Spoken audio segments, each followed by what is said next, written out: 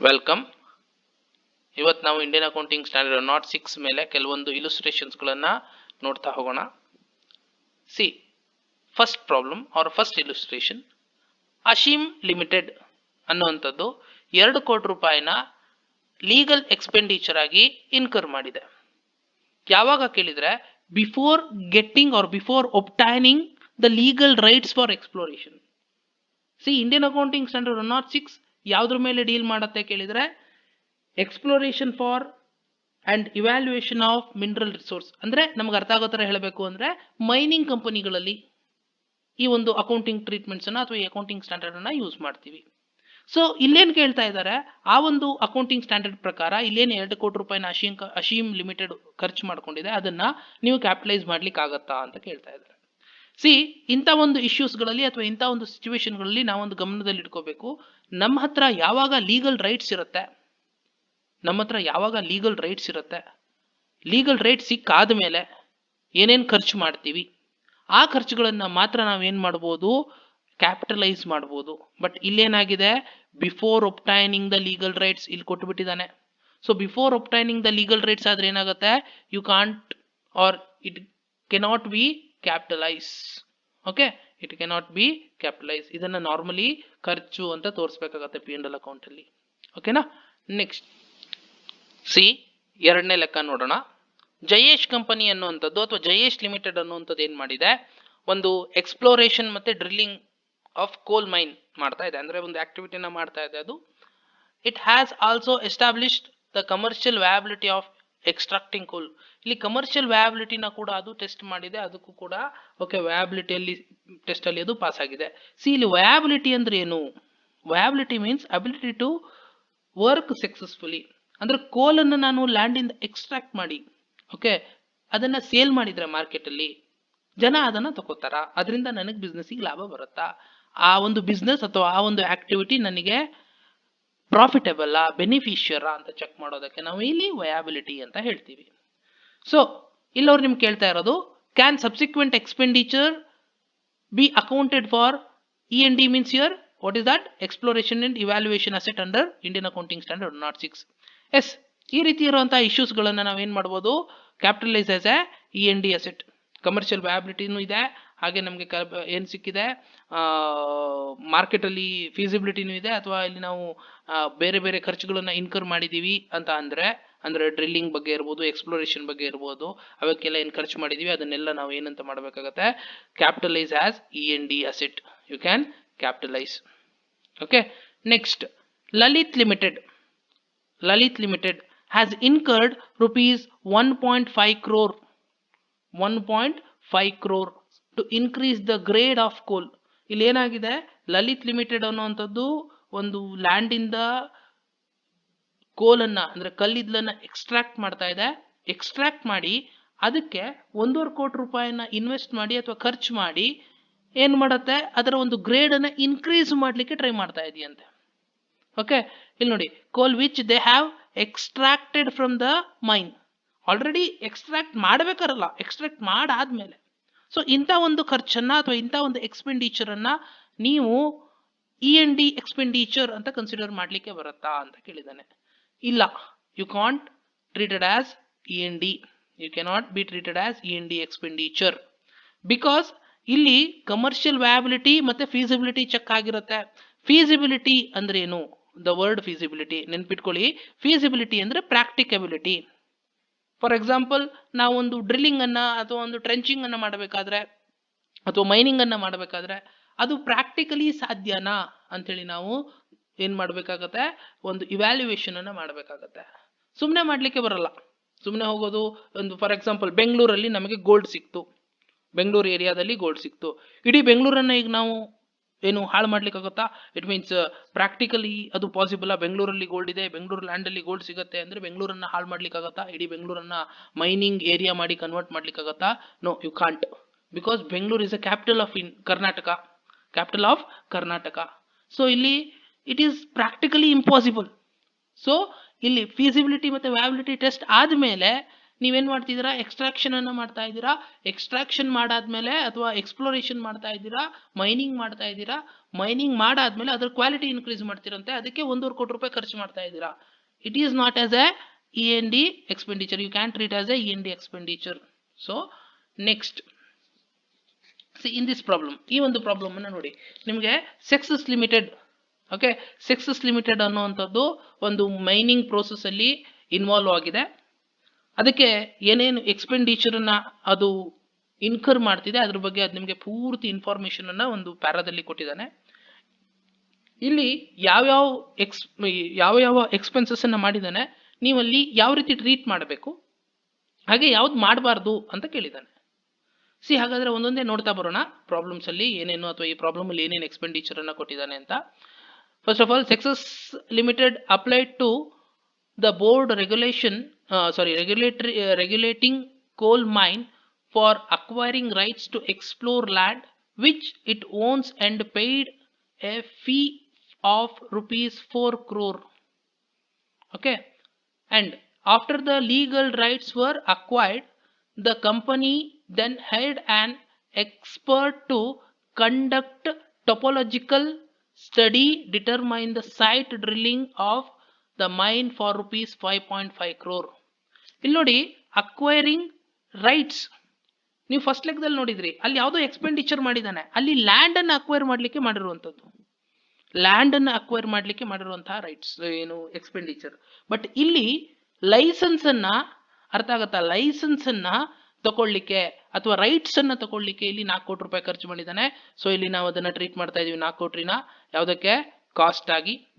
Next 5.5 crore ಯಾವುದಕ್ಕಿದು, ಟೊಪೋಲಾಜಿಕಲ್ study, ಅಂದ್ರೆ ಒಂದು land ಅಲ್ಲಿ ಯಾವ ರೀತಿ ನಮಗೆ ಮೈನಿಂಗಿಗೆ ಬೇಕಾಗಿರುವಂತಹ, ಅಥವಾ ಏನು ಮೈನ್ ಮಾಡಿದ್ರೆ ಅಲ್ಲಿ ಏನ್ ಸಿಗುತ್ತೆ, ಅಥವಾ ಕೋಲ್ ಮೈನ್ಸ್ ಅಂದ್ರೆ ಎಲ್ಲಿ ಮೈನ್ ಮಾಡಬೇಕು, ಯಾವ ಏರಿಯಾದಲ್ಲಿ ಜಾಸ್ತಿ ರಿಸೋರ್ಸ್ ಇದೆ, ಓಕೆ, ಅಥವಾ ಮಿನರಲ್ ಎಲ್ಲಿ ಜಾಸ್ತಿ ಇದೆ ಅಂತೇಳಿ ಚೆಕ್ ಮಾಡ್ಲಿಕ್ಕೆ, ಅಥವಾ ಯಾವ ರೀತಿ ಕೋಲ್ ನಮಗೆ ಸಿಗುತ್ತೆ ಅಂತೇಳಿ ನಾವು ಅಲ್ಲಿ ಸ್ಟಡಿ ಮಾಡಬೇಕಾಗತ್ತೆ. ಸೊ ಅದಕ್ಕೆ ಟೊಪೋಲಾಜಿಕಲ್ ಸ್ಟಡಿ ಅಂತ ಹೇಳ್ತಾರೆ. So that is next. After receiving the study report, the company finalized a site for and begin with the exploratory work which took 5 to 6 months. ಒಂದು ಎಕ್ಸ್ಪ್ಲೋರೇಟರಿ ವರ್ಕ್, ಅಲ್ಲೊಂದು ವರ್ಕ್ಗೆ ಸುಮ್ಮನೆ ಮೈನಿಂಗ್ ಅನ್ನು start ಮಾಡ್ಲಿಕ್ಕೆ ಆಗಲ್ಲ, ಅದಕ್ಕೆ ಬೇಕಾಗಿರುವಂತಹ ಕೆಲವೊಂದು ಬೇಸಿಕ್ ಇನ್ಫ್ರಾಸ್ಟ್ರಕ್ಚರ್ ಡೆವಲಪ್ ಮಾಡಬೇಕಾಗತ್ತೆ, ಅಥವಾ ಬೇಸಿಕ್ ಕೆಲವೊಂದು ವರ್ಕ್ಗಳಿರುತ್ತೆ, ಅದನ್ನ ಅದು ಕಂಪ್ಲೀಟ್ ಮಾಡ್ಕೋಬೇಕಾಗತ್ತೆ. ಅದಕ್ಕೆ 5-6 ತಿಂಗಳು ಏನು ತಾಕ್ತು. Next, the total expenses incur during such period is rupees 15 crore. ಆ ಒಂದು 5 ತಿಂಗಳಲ್ಲಿ ಅಥವಾ 6 ತಿಂಗಳು, 5ರಿಂದ 6 ತಿಂಗಳಲ್ಲಿ 15 ಕೋಟಿ ರೂಪಾಯಿ ಖರ್ಚಾಗಿದೆ. ಏನೇನು ಅಂತ ಇಲ್ಲಿ ಕ್ಲಿಯರೆನ್ಸ್ ಕೊಟ್ಟಿದ್ದಾನೆ ನೋಡಿ. Which includes 4 crore incurred for drilling or digging trenches. Okay, ಗುಂಡಿ ತೊಡ್ಲಿಕ್ಕೆ ಅಥವಾ ಅಲ್ಲಿ ಏನ್ ಬೇಕಾಗಿರತ್ತೆ ನಿಮಗೆ ಡ್ರಿಲ್ಲಿಂಗ್ ಮಾಡ್ಲಿಕ್ಕೆ ಬೇಕಾಗಿರುವಂತಹದ್ದು, ಒಂದು ಮೈನಿಂಗ್ ಮಾಡ್ಬೇಕಾದ್ರೆ ಒಂದು ಗುಂಡಿ ತೊಡುವಂತದ್ದು ಇರುತ್ತೆ, ಅದಕ್ಕೆ 4 ಕೋಟಿ ರೂಪಾಯಿ ತಗ್ಗಲಿದೆ. ಆ 4 ಕೋಟಿ ರೂಪಾಯಿ spent A digging for trenches, ಅದನ್ನ ನಾವು ಏನ್ ಮಾಡ್ಬೋದು, ಇಲ್ಲಿ E&D ಅಸೆಟ್ ಅಂತ ಅಥವಾ E&Dಗೆ ಕ್ಯಾಪಿಟಲೈಸ್ ಮಾಡ್ಬೋದು. Next C, and 8 crore for extracting, distribution and testing samples. Okay, sample ಅನ್ನ ಯಾವುದಕ್ಕೆ, ಕಂಪನಿಗೆ ಕಳಿಸಿ, ಅಥವಾ ಇಲ್ಲಿಗೆ ಲ್ಯಾಬ್ಗಳಿಗೆ ಕಳಿಸಿ, ಅದರ ಕ್ವಾಲಿಟಿ ಏನು, ಅದರಿಂದ ನಾವು ಯಾವ ಕ್ವಾಲಿಟಿ ಆಫ್ ಕೋಲನ್ನ ನಾವಿಲ್ಲಿ ಮೈನ್ ಮಾಡ್ಬೋದು, ಓಕೆ ಅಂತೇಳಿ ನಾವು ಅಲ್ಲಿ ಅದನ್ನ ಏನ್ ಮಾಡ್ಬೇಕಾಗತ್ತೆ, ಲ್ಯಾಬಿಗೆ ಸ್ಯಾಂಪಲಿಂಗ್ ಕಳಿಸ್ಬೇಕಾಗತ್ತೆ. So that is 8 crore. Okay, that is 8 crore. Yes, that is also what is that considered. And next, rupees 3 crore is other exploratory cost. ಬೇರೆ ಕೆಲವೊಂದು ಖರ್ಚುಗಳು ಇರುತ್ತೆ, ಏನು ಲ್ಯಾಂಡ್ ಅನ್ನ ಅಥವಾ ಮೈನಿಂಗ್ ಅನ್ನ ರೆಡಿ ಮಾಡ್ಲಿಕ್ಕೆ, ಮೈನ್ ಅನ್ನ ರೆಡಿ ಮಾಡ್ಲಿಕ್ಕೆ ಕೆಲವೊಂದು ಖರ್ಚುಗಳು ನಮಗೆ ಇನ್ಕರ್ ಆಗುತ್ತೆ, ಅದು ಕೂಡ 3 ಕೋಟಿ ರೂಪಾಯಿ ತಗೊಂಡಿದ್ದಾನೆ. Next, after extracting the first batch of coal incurred rupees 3.5 crore for evaluating the technical feasibility and commercial viability of extracting coal. ಇಲ್ಲಿ ಇದೆಲ್ಲ ರೆಡಿ ಆಯ್ತು, ನಮಗೆ ಮೈನಿಂಗ್ ರೆಡಿ ಆಯ್ತು, ಇನ್ಫ್ರಾಸ್ಟ್ರಕ್ಚರ್ ರೆಡಿ ಆಯ್ತು. ಓಕೆ, ಮೈನ್ ಅಂದ ಕೂಡಲೇ ನಮಗೊಂದು ಏನೋ ಒಂದು ಇಕ್ವಿಪ್ಮೆಂಟ್ ಬೇಕಾಗುತ್ತೆ, ಪ್ಲಾಂಟ್ ಬೇಕಾಗುತ್ತೆ, ಅದೆಲ್ಲ ಇನ್ಸ್ಟಾಲ್ ಎಲ್ಲ ಆದ್ಮೇಲೆ evaluating the technical feasibility and commercial viability of extracting the ಕೋಲ್.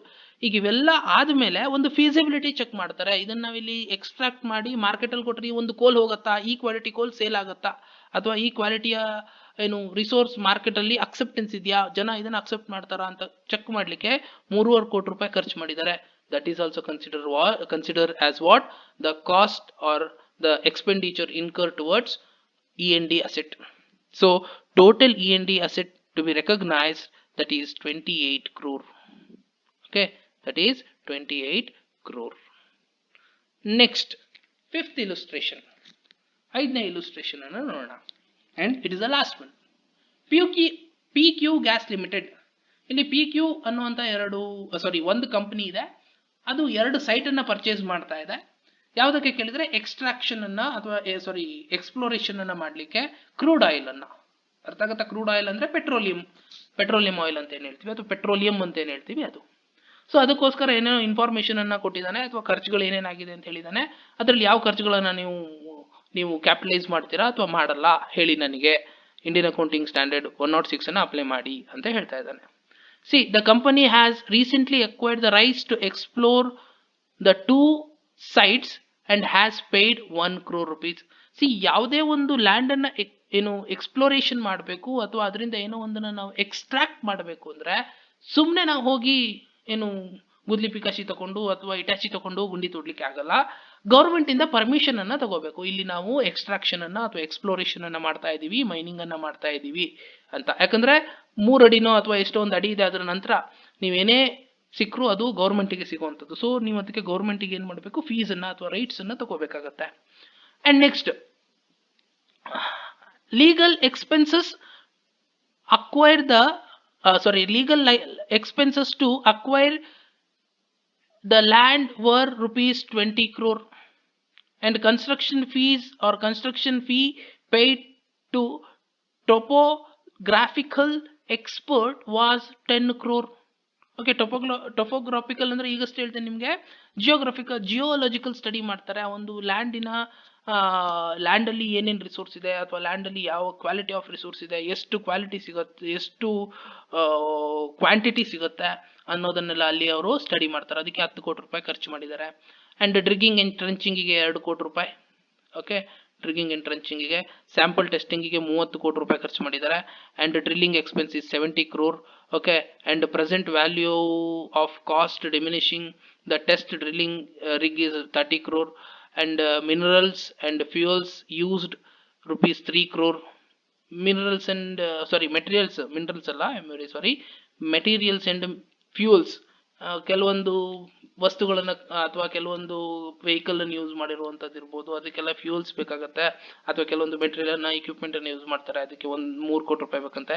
Employee cost is rupees 1.1 crore. And administration overhead is 0.5 crore ಅಂದ್ರೆ 50 ಲಕ್ಷ ರೂಪಾಯಿ. And payment to contract is rupees 2 crore. Expenses paid to the consultant to determine the commercial viability of the extraction is 1.5 crore ಅಂತೆಲ್ಲ information ಅನ್ನು ಕೊಟ್ಟಿದ್ದಾರೆ.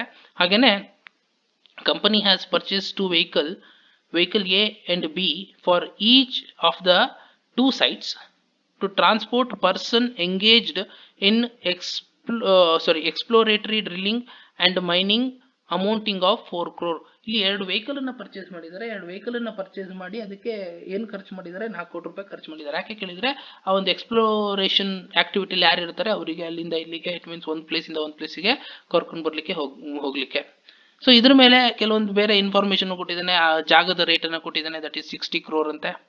Okay, ಹಾಗೇನೆ ಬಿದು 40 ಕೋಟಿ ರೂಪಾಯಿ. So ಇದ್ರ ಮೇಲೆ ನೀವು E&D ಅಸೆಟ್ ಅನ್ನ ಕಂಡಿಡಿರಿ ಅಂತ ಹೇಳ್ತಾ ಇದ್ದಾನೆ. E&D ಅಸೆಟ್ ಅನ್ನ ಕಂಡುಹಿಡಿಯಬೇಕಾದ್ರೆ ಯಾವ್ದಾವ್ದನ್ನ ಕನ್ಸಿಡರ್ ಮಾಡಬೇಕು? First of all intangible assets ಏನೇನಿದೆ ಆ ಒಂದು ಮೈನಿಂಗ್ ಪ್ರೋಸೆಸ್ ಅಲ್ಲಿ ನಾವು ಇಂಟ್ಯಾಂಜಿಬಲ್ ಅಸೆಟ್ಸ್ ಅಂದ್ರೆ ಇಲ್ಲಿ ಲೈಸೆನ್ಸ್ ಇರ್ಬೋದು, ಅಥವಾ ಟೊಪೋಗ್ರಾಫಿಕಲ್ ಎಕ್ಸ್ಪರ್ಟಿಗೆ ಅಂದ್ರೆ ಅಲ್ಲಿ ಬಂದು ನಾನು ಅವಾಗಲೇ ಹೇಳಿದ್ನಲ್ಲ, ಅಲ್ಲೊಬ್ಬ ಪರ್ಸನ್ ಬರ್ಬೋದು ಅಥವಾ ಒಂದು ಟೀಮ್ ಬರುತ್ತೆ, ಆ ಲ್ಯಾಂಡ್ ಅಲ್ಲಿ ಎಷ್ಟು ಕ್ವಾಲಿಟಿ ಅಥವಾ ಏನು ಕ್ವಾಂಟಿಟಿ ಆಫ್ ಮಿನರಲ್ ಸಿಗುತ್ತೆ ಅಂತ ಹೇಳೋರು ಇವ್ಯಾಲ್ಯೂಯೇಟ್ ಮಾಡ್ತಾರೆ. ಅದು acquiring rights 1 ಕೋಟಿ ರೂಪಾಯಿ. Okay, and fees paid to the topographical expert 10 crore. Next, amount spent on digging of trenches 2 crore, sample testing okay consider ಮಾಡುವಂಥದ್ದು, drilling expenses 70 crore, and charge paid to consultant of evaluating the technical feasibility and commercial viability of extracting ಕೋಲ್. ಅಲ್ಲಿ ಕೋಲನ್ನು extract ಮಾಡಾದ್ಮೇಲೆ ಅದ್ರ market ಅಲ್ಲಿ ಏನ್ ರೀತಿ ಇದೆ, ಮಾರ್ಕೆಟ್ ಅಲ್ಲಿ ಯಾವ ರೀತಿ ಅದಕ್ಕೆ ಡಿಮ್ಯಾಂಡ್ ಇದೆ ಅಂತೆಲ್ಲ ಕ್ಯಾಲ್ಕುಲೇಷನ್ ಮಾಡ್ಲಿಕ್ಕೆ, ವ್ಯಾಲ್ಯೂಯೇಷನ್ ಮಾಡ್ಲಿಕ್ಕೆ 1.25 ಕೋಟಿ ರೂಪಾಯಿ. ಸೊ ಇವೆಲ್ಲದಕ್ಕೂ ಕೂಡ ಏನ್ ಮಾಡುವಂಥದ್ದು, ನಾವು ಅಮೌಂಟ್ ಅನ್ನ ಕ್ಯಾಪಿಟಲೈಸ್ ಮಾಡಬಹುದು ಈ ಎನ್ ಡಿ ಅಸೆಟ್ ಅಂತ. And last one is what is that, the cost associated with the exploration well material. Okay, ಮೆಟೀರಿಯಲ್ಗೆ, ಲೇಬರ್ಗೆ, ಪೇಮೆಂಟಿಗೆ ಅಂಡ್ ಪೇಮೆಂಟ್ ಟು ದ ಕಾಂಟ್ರಾಕ್ಟರ್ಗೆ ಅಂಡ್ ಅಡ್ಮಿನಿಸ್ಟ್ರೇಷನ್ ಓವರ್ ಹೆಡ್ ಇವೆಲ್ಲದನ್ನು ಕೂಡಿಸ್ತಾರೆ. ಇಲ್ಲಿ ನಿಮಗೆ ಎಷ್ಟೆಷ್ಟಿದೆ ಅಂದ್ರೆ ಸಿ 2 crore 3 crore, ಇದು 3 crore, 1.1 crore, 0.5 crore and 2 crore. ಇವಿಷ್ಟನ್ನು ಕೂಡಿಸಿ ನಿಮ್ಗೆ ಎಷ್ಟು ಬರುತ್ತೆ, 6.6 crore ಬರುತ್ತೆ. ಸೊ ಇದು ಕೂಡ ನಮ್ಗೆ ಏನಾಗುತ್ತೆ, administrated what is that expenses incurred towards okay exploration and evaluation of asset. Okay, so total. And next last one is tangible asset of E&D. okay, vehicle, ಇಲ್ಲೊಂದು ವೆಹಿಕಲ್ ಅನ್ನು ಪರ್ಚೇಸ್ ಮಾಡಿದ್ದಾರೆ A and B ಅಂತ, ಒಂದಲ್ಲ ಎರಡು vehicle ಅನ್ನು purchase ಮಾಡಿದ್ದಾರೆ, that is 4 crore. So total is 125.10 crore or 10 crore. okay.